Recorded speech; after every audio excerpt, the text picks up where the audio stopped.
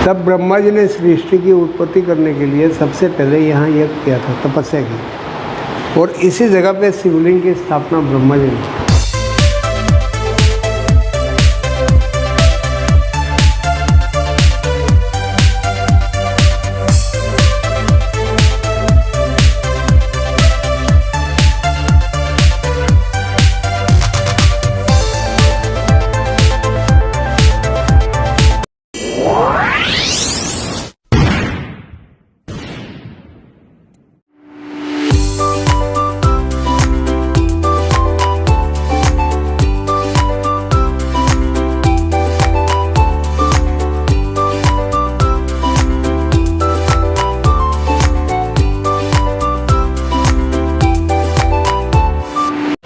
Hello friends, good morning.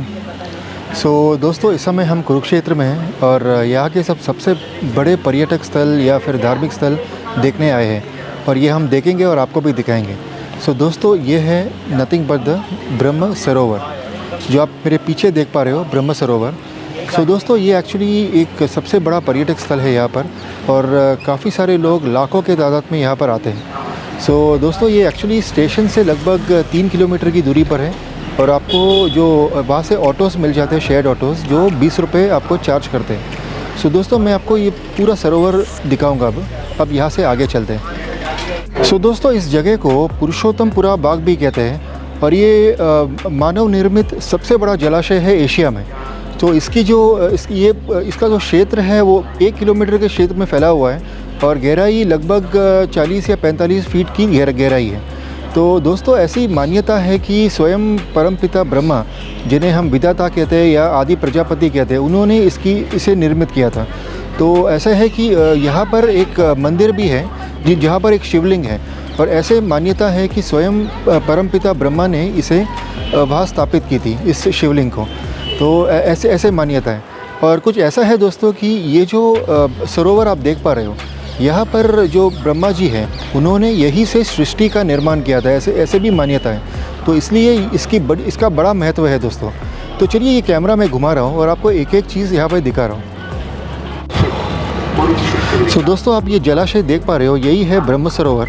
और ऐसी मान्यताएँ भी है कि देवराज इंद्र ने यहाँ पर अस्थिदान दी थी और परमपिता ब्रह्मा ने यहाँ पर यज्ञ किया था और यहीं पर यज्ञ उनका संपन्न हुआ था।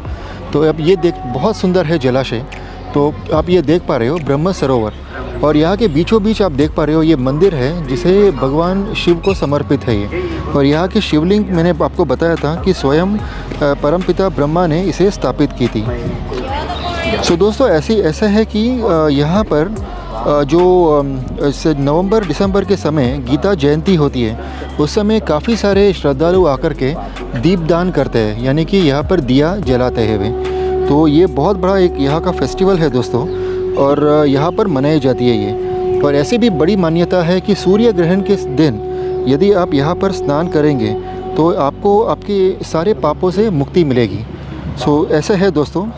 और दोस्तों, ये जो जलाशय है ये पौराणिक ग्रंथों में भी ये वर्णित है और ऐसे मानते हैं कि ये सभ्यता के सबसे बड़ा उद्गम स्थान है। तो दोस्तों, यहाँ से आगे बढ़ते हैं और आपको मंदिर वगैरह के दर्शन करवाएंगे। चलिए। और दोस्तों, ये आप देख पा रहे हो, मंदिर जाने के लिए इस तरह से एक ब्रिज बना हुआ है जहाँ से आप हो करके ये मंदिर में प्रवेश पा सकते हो। और ये देखिए दोस्तों, यहाँ का सरोवर मैं आपको दिखा रहा हूँ। बहुत ही सुंदर है दोस्तों और बहुत ही साफ़ पानी है। और मैं आपको काफ़ी कुछ दिखा रहा हूँ। सामने आप एक मंदिर भी देख पा रहे हो, जो बहुत ही सुंदर इमारती मंदिर है। और यहाँ पर आप देख पा रहे हो सारे महाभारत के जो घटनाएँ सारे यहाँ वर्णित हैं और काफ़ी सारे ऐसे चित्रित भी है यहाँ पर। तो हम एक एक करके कुछ ऐसे मेजर इवेंट्स गो थ्रू करेंगे। पहले मंदिर दर्शन कर लेते हैं। ये है मंदिर जो आप देख पा रहे हो, शिवजी को समर्पित मंदिर है ये। अब चलिए एक दर्शन कर लेते हैं और आपको ये प्रांगण भी बता देंगे।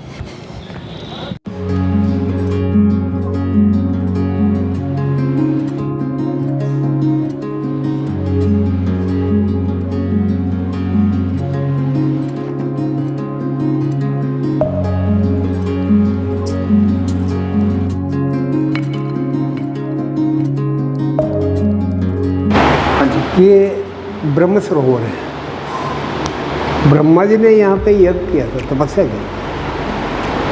तब ब्रह्मा जी ने सृष्टि की उत्पत्ति करने के लिए सबसे पहले यहाँ यज्ञ किया था, तपस्या की। और इसी जगह पे शिवलिंग की स्थापना ब्रह्मा जी ने।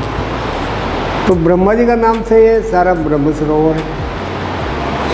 और यहाँ पे जब सूर्य ग्रहण लगता है तभी का स्नान का विशेष महत्व। सूर्य ग्रहण वाले दिन यहाँ पे स्नान करने से 101 अश्वमेघ यज्ञ करने का पुण्य मिलता है। तो सूर्य ग्रहण वाले दिन यहाँ पर लाखों लोग आते हैं, पूरा खसाखस भर जाता है। और हर महीने के अमावस के दिन यहाँ स्नान होता है और पितरों की शांति के लिए पिंडदान, तर्पण, श्राद्ध वगैरह यहाँ घाट पे होता है। तो ऐसा कहते हैं महाभारत के पहले माता कुंती और 5 पांडवों की माता कुंती और पांडवों ने यहाँ बैठ के पूजा की। और सूर्य ग्रहण पे एक बार द्वारका से कृष्ण भगवान यहाँ स्नान करने आए। तो ये जो जगह है वो आदि काल से पहले से, मगर समय समय पर बनती रहती है, बदलती रहती है। तो ये ब्रह्म सरोवर ब्रह्मा जी का नाम से है, ब्रह्मा जी का स्थापित, ब्रह्मा जी का यज्ञ कुंड, चलिए इसका नाम है ब्रह्म। तो पहले तो ये खुला तालाब था। गवर्नमेंट ने सरोवर 1979 में पक्का बनाया। लाखों लोग एक साथ में स्नान कर सकते हैं और यहाँ रह सकते हैं। यहाँ देखो वैसे चारों तरफ ये पैक्ट बनाया और सरोवर के अंदर रह सकते, रुक सकते, रात को ठहर सकते। और इसमें जो पानी है वो भरा जाता है, बाखड़ा नंगल डैम है, इसकी कैनाल यहाँ से 2 किलोमीटर दूरी पे है। वहाँ से पानी की सप्लाई करते हैं मोटर से। ये 15 फीट गहरा है, नीचे कच्चा है ज़मीन में पानी अपने आप सूख जाता है। 2-3 फुट पानी कम हो गया, फिर पानी इसमें भरा जाता है। भर जाएगा बंद कर देगा, कम हो जाएगा भर देगा, हमेशा ऐसा वैसा पानी रहता है। तो ये ब्रह्म सरोवर है।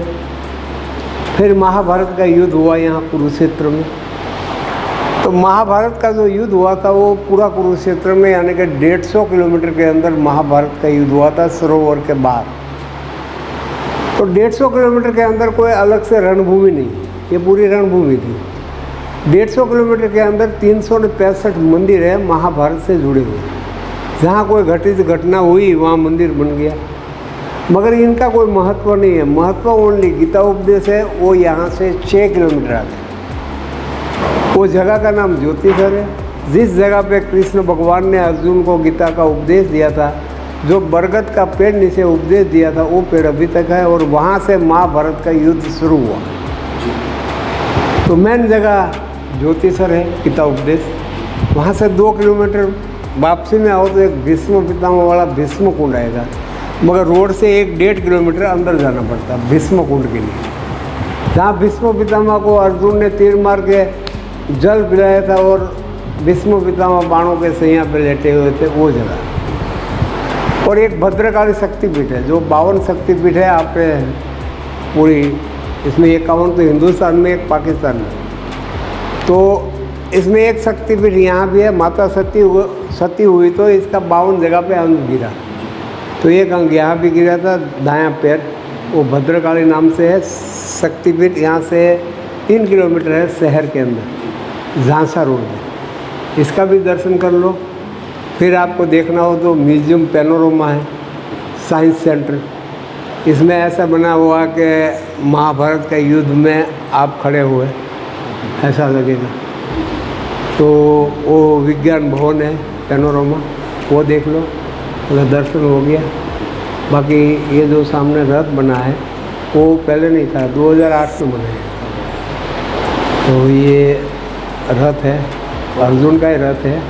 जैसे ज्योतिषर में मेन जगह है, ये जगह यहाँ भी देखने वास्ते बनाई, मेन जगह वही है ज्योतिषर। आप दर्शन कर सकते हो। बहुत बहुत धन्यवाद आपका।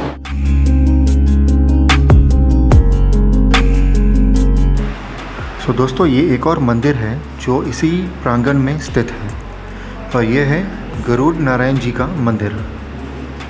पीछे आपको गरुड़ नज़र आ रहे हैं और उनके ऊपर है स्वयं नारायण जी। दोस्तों आपने सुना पंडित जी ने कितना सुंदर वर्णन दिया हमें इस मंदिर का और यहाँ की महत्वता का।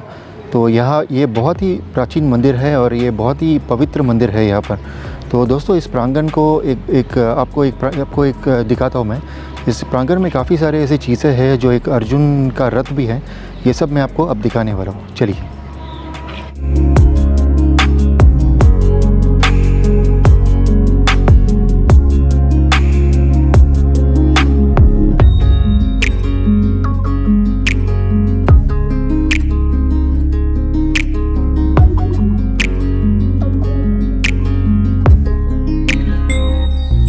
सो दोस्तों आप ये अब सामने आप देख पा रहे हो काफ़ी सारे पेड़ आपको नज़र आ रहे हैं। तो यहाँ पर है एक्चुअली ये अर्जुन का रथ और माता देवी द्रौपदी कूप जो इसके पीछे ही है।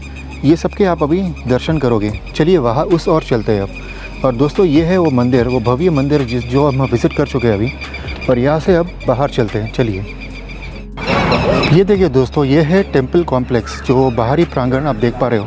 और ऊपर आप देख पा रहे हो सारे महाभारत की घटनाएं चित्रित की गई है। तो इसमें से कुछ घटनाएं हम देख लेते हैं। तो बेसिकली दोस्तों ये वो सरोवर भी है जहाँ पर अंतिम दिन में दुर्योधन यहाँ पर विश्राम करने उतरे थे। और जैसे युधिष्ठिर के ललकार पर उन्हें बाहर आना पड़ा और उनके और भीम का एक निर्णायक युद्ध यहीं पर लड़ा गया था, जहाँ पर भीम ने दुर्योधन का जंगा तोड़ करके उन्हें परास्त कर दिया। तो दोस्तों यही वो स्थल है जहाँ पर यह युद्ध समाप्त हुआ था। ये प्रारंभ हुआ था कुरुक्षेत्र के मैदान में और यहाँ पर अंत हुआ था इसका। तो ये सब आप देख सकते हो, किसे सुंदर चित्र बनाए गए हैं। ये देखिए भगवान शिव और ये देखिए आचार्य यज्ञ करते हुए और उसके आगे में मैं आपको काफ़ी सारे ऐसे बता रहा हूँ। ये सारे महाभारत काल को दर्शाते हैं। अब ये चित्र देखिए आप। और आपको जो मैंने घटना बताई थी, जो दुर्योधन और भीम के बीच जो अंतिम निर्णायक युद्ध लड़ा गया था, उसका भी वर्णन यहाँ पर किया गया है। तो ये देखिए दोस्तों, यही है वो अंतिम युद्ध जहाँ पर भीम ने दुर्योधन की जंगा तोड़ दी थी। ये सारे चित्र आप देख लीजिए। इस सरोवर के चारों ओर इस तरह के बहुत सुंदर चित्र लगे हुए हैं। और उसके आगे दोस्तों ये जो आप देख पा रहे हो, बीच में जो आप राह देख पा रहे हो, ये सीधे आपको ले चलेगी उस रथ की ओर। अर्जुन का एक रथ है जो कि बहुत ही सुंदर है दोस्तों। ये उस ओर चलते हैं, चलिए। और ये आप देख पा रहे हो अभी जैसे निर्माण कार्य और जैसे भगवान विष्णु शेषनाग पर और उनकी नाभि से निकलते हुए कमल फूल पुष्प पर भगवान ब्रह्मदेव। आगे चलते हैं दोस्तों। और ये देखिए भगवान गणेश महाभारत को लिखते हुए, और उन्होंने अपने एक दांत तोड़ दी थी इसलिए, और उन्हें एक दंत भी कहते हैं। चलिए आगे चलते हैं। इस ओर हमने जाना है।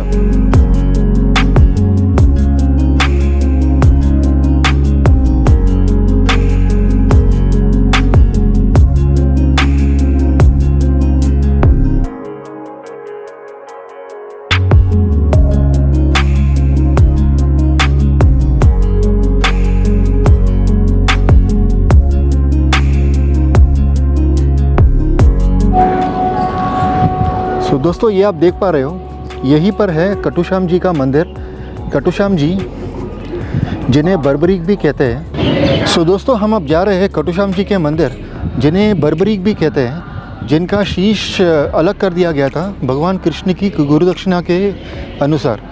और उन्होंने अपने शीश द्वारा इस सारे महाभारत युद्ध को उन्होंने देखा। और जैसे उन्हें हम बर्बरी के नाम से भी जानते हैं, या उन्हें नेपाल में महाराज यलंबर के नाम से भी जानते हैं। अब चलिए ये एरिया भी हम ज़रा देख लेते हैं, एक्सप्लोर कर लेते हैं। चलिए।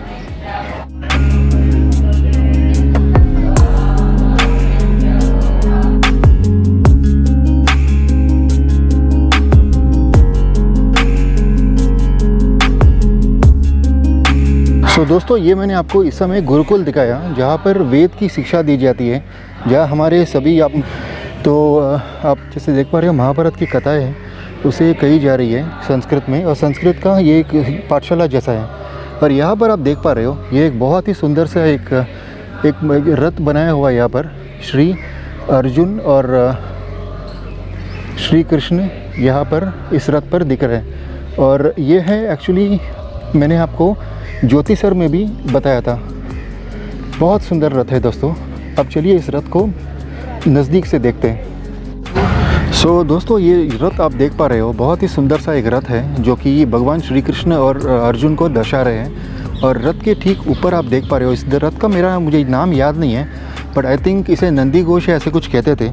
और इस रथ के ठीक ऊपर आप देख पा रहे हो हनुमान जी विराजमान हैं और ये अदृश्य रूप से विराजमान होते थे। और इसे एक्चुअली कपि ध्वज कहते थे। जो ध्वज आप देख पा रहे हो ना, उसे कपि ध्वज कहते थे, क्योंकि वहाँ पर हनुमान जी उपस्थित थे और अदृश्य रूप में। और जो आप डोरी देख पा रहे हो भगवान कृष्ण के हाथ में, यहाँ पर जैसे शेषनाग और वासुकीनाग की शक्तियाँ अदृश्य रूप से हुआ करती थी।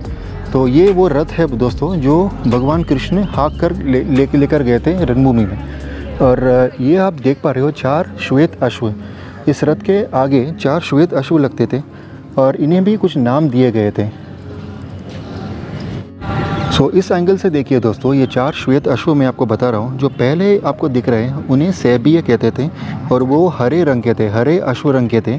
और जो दूसरे आप अश्व देख रहे हो उन्हें सुग्रीव कहते थे और वो सुग्रीव थे, ग्रेश दिखते थे और थोड़े थोड़े वो बर्फ़ के समान दिखते थे, बर्फ़ के समान उनका रंग था।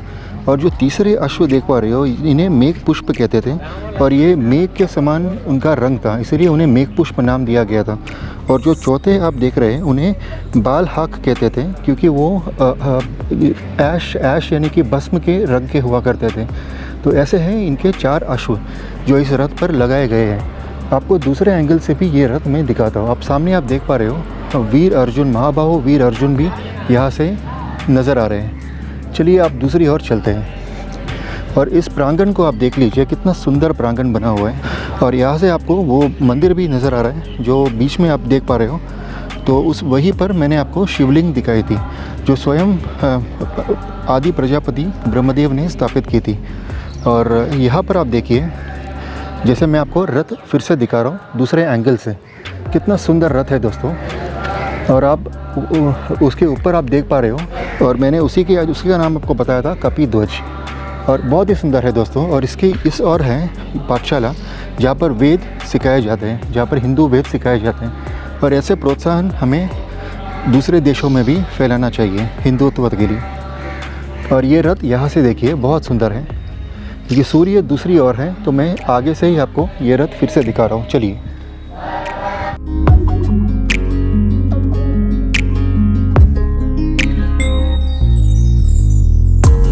और ये है भगवान श्री कृष्ण और वीर अर्जुन।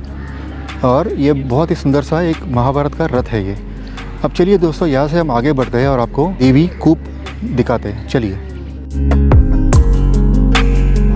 और दोस्तों अब हम ले जा रहे हैं आपको, यहाँ कटुश्याम जी का मंदिर भी है और देवी द्रौपदी कूप भी है यहाँ पर। और कटुश्याम जी जैसे आप जानते होंगे, उन्हें जैसे बर्बरीक के नाम से भी संबोधित करते थे और वे महात्मा बर्बरीक कहते थे उन्हें। और जैसे नेपाल में उन्हें यलंबर भी कहते हैं। चलिए वो दोनों हम देख लेते हैं एक साथ में। ओके। सो दोस्तों हम अब देखते हैं कि द्रौपदी कूप। और ये जो आप देख पा रहे हो बहुत ही सुंदर सा एक ये मंदिर है और इसके नीचे है प्राचीन द्रौपदी कूप। ये दोनों एक नज़र देख लेते हैं। चलिए।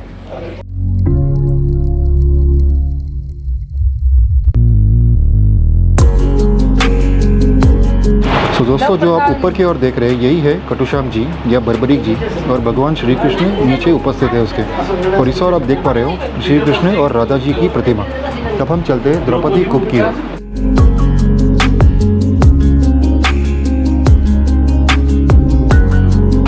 तो दोस्तों यही से हमने नीचे उतरना है द्रौपदी कूप की ओर। चलिए।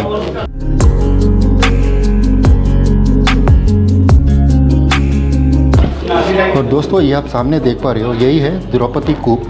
मान्यता ऐसी है कि महाभारत काल में जैसे दुशासन को पराजित करने के उपरांत उनके रक्त से द्रौपदी ने अपने केश यहीं पर धोए थे, यही उसकी मान्यता है। और ये जो आप ईंट वगैरह देख पा रहे हो, ऐसी मान्यता है कि ये प्राचीन महाभारत काल की ही ईंटें हैं जो पांडवों ने स्थापित की थी। तो बाकी सारा स्ट्रक्चर नया है, कुछ ईंटें इन्होंने उस काल से रख छोड़ा है। ये देखिए दोस्तों, आपको और नज़दीक से दिखा रहा हूँ द्रौपदी कूप।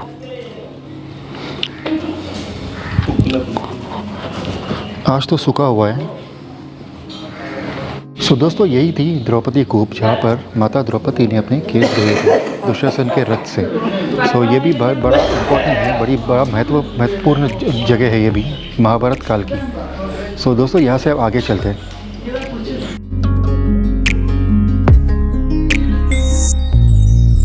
और दोस्तों ये जो मैंने आपको दिखाया नीचे से, ये मैं आपको मेन ग्राउंड लेवल से भी दिखा रहा हूँ। ये जो सारी ईंटें आप देख पा रहे हो, ये प्राचीन काल की मानी जाती है, यानी महाभारत काल की जानी जाती है ऐसे।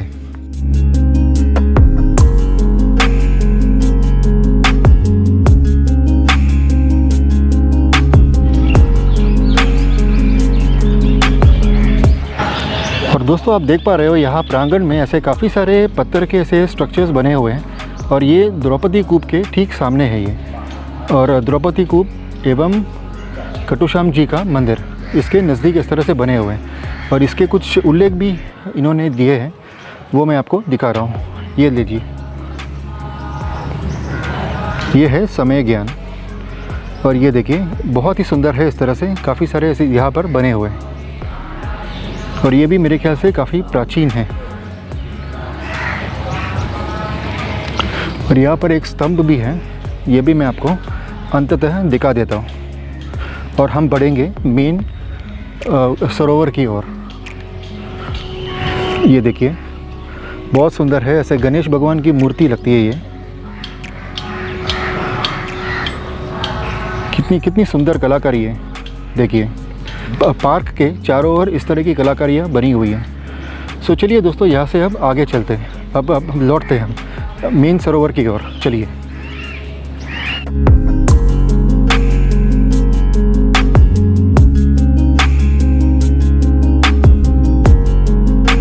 सो दोस्तों ये था ब्रह्म सरोवर, और आपको मैंने काफ़ी सारे ऐसे पौराणिक ग्रंथों के जो चीज़ें बताई, जैसे मैंने आपको मंदिर के दर्शन करवाए, और सर्वेश्वर महादेव मंदिर भी मैंने आपको दिखाया। पंडित जी ने बहुत ही सुंदर वर्णन दिया हमको इस मंदिर के विषय में। तो दोस्तों मैं अपने इस ब्रह्म सरोवर की जो यात्रा है यहीं पर संपन्न कर रहा हूँ। तो इसके आगे हम मिलेंगे आपको कोई दूसरे डेस्टिनेशन में। प्रॉब्ली हम दिल्ली लौटेंगे, और वहाँ आपको कुछ ऐसे वीडियोस बताएंगे। सो फ्रेंड्स, आज ब्रह्म सरोवर के लिए इतना ही। उम्मीद कर रहा हूँ आपको मेरा ये छोटा सा एपिसोड अच्छा लगा होगा। ऐसे आपके कोई कमेंट्स हो तो मुझे उनकी प्रतीक्षा होगी। सो फ्रेंड्स, मिलेंगे अपने नेक्स्ट एपिसोड में। तब तक के लिए खुश रहिए, स्वस्थ रहिए, and have a pleasant day. और ईश्वर आप सबको सदा खुश रखे। Bye.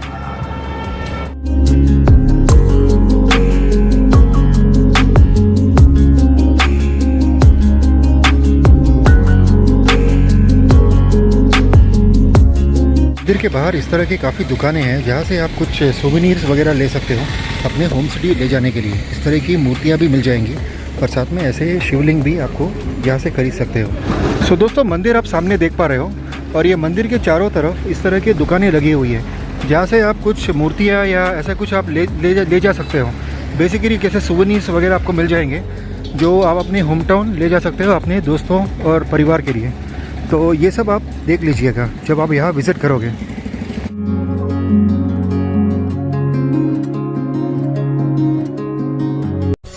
Kindly support my channel, and please remember SSLC, which would stand for